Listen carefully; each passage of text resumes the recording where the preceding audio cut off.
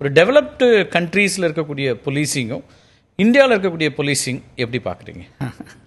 மிக அருமையான கேள்வி. டெவலப் கண்ட்ரீஸில் வந்து பார்த்திங்கன்னா அது ஒரு பப்ளிக் சர்வீஸ் மாதிரி இருக்குது. இப்போ வந்து 75 இயர்ஸ் மேலே ஆயிடுச்சு இந்த போலீஸ் ஃபோர்ஸ் எஃபெக்டிவாக வந்து. மிக அதிகமான சேஞ்ச் இல்லை பிரிட்டிஷ் பீரியடில் இருந்த போலீஸுக்கும் இதுக்கு உள்ள போலீஸுக்கும். ஓகே, இதை ஒரு டிராஸ்டிக்காக மாற்ற வேண்டிய ஒரு அவசியம் இருக்குது. ஓகே. என்னுடைய பர்சனலாக நீங்கள் கேட்டீங்கன்னு சொன்னால் நமக்கு ஒரு டிராஃபிக் கான்ஸ்டபிள்ங்கிற ஒரு போஸ்ட்டே வேண்டியதில்லை. டிராஃபிக்கை வந்து போலீஸ் மேனேஜ் பண்ணுங்கிற அவசியமே இல்லை. ஓ, அதெல்லாம் லோக்கல் அட்மினிஸ்ட்ரேஷன் அங்கெல்லாம் பார்த்தீங்கன்னா அவங்க தான் மேனேஜ் பண்ணுவாங்க. ஓகே.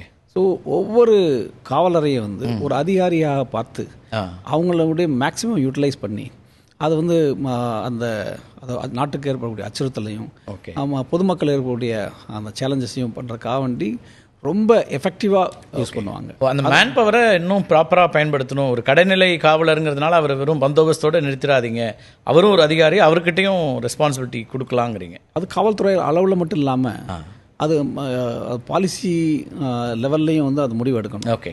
நிறைய விஷயங்களில் நான் ஒரு விதத்தை சொல்லுவேன், தேவையில்லாத பணிகளில் ஈடுபட்டுருக்காங்க. ஓகே.